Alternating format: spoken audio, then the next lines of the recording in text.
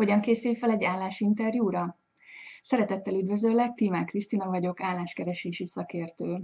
Ebből a videóból azt tudhatod meg, hogy hogyan készülj fel egy állásinterjúra. Esztertől kaptam a következő levelet. Kedves Krisztina, jövő héten megyek egy interjúra HR tanácsadó céghez. Egy magánklinikára keresnek online marketingest. Hogyan érdemes felkészülni egy ilyen interjúra? Mit tanácsolsz, mi az, amire odafigyeljek?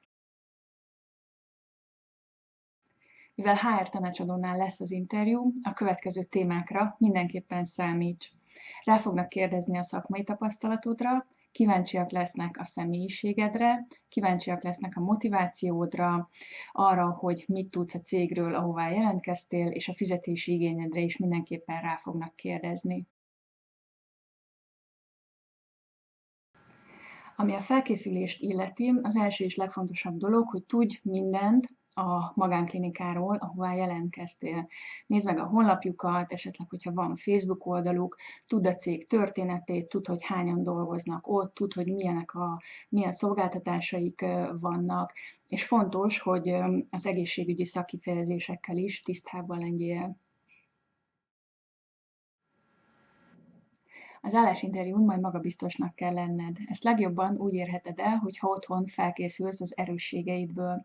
Gondold végig, hogy a szakmai tapasztalatodból és a személyes tulajdonságaidból mi az, amit érdemes lesz majd kiemelned, amit a magánklinika is elvárásként fogalmazhat meg egy ideális jelölttel szemben.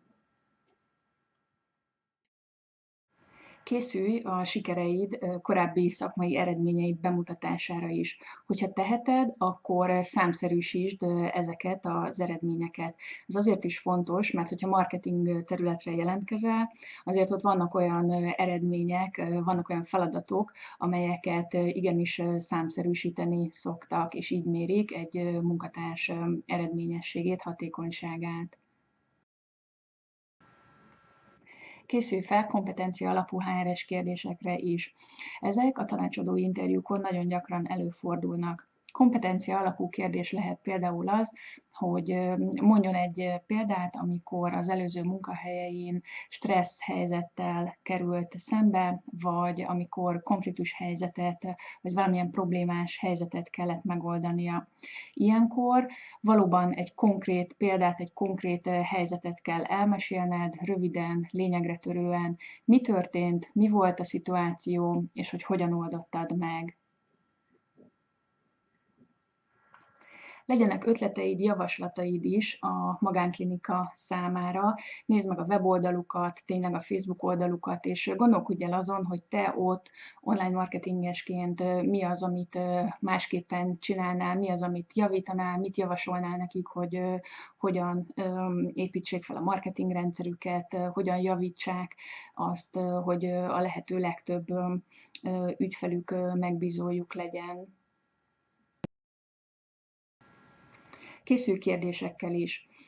Attól függetlenül, hogy tanácsadói interjúra mész, fontos, hogy legyenek kérdéseid akár a céggel kapcsolatban, akár a cég szervezeti felépítésével kapcsolatban, céljaikkal kapcsolatban, azzal kapcsolatban, hogy milyen számukra az ideális munkatárs, hiszen minél több kérdésed van, annál jobban látszik rajtad, hogy érdekel a dolog, komolyan gondolod, és valóban azon gondolkodsz, hogy te odaillenél-e, és tudnál-e nekik segíteni.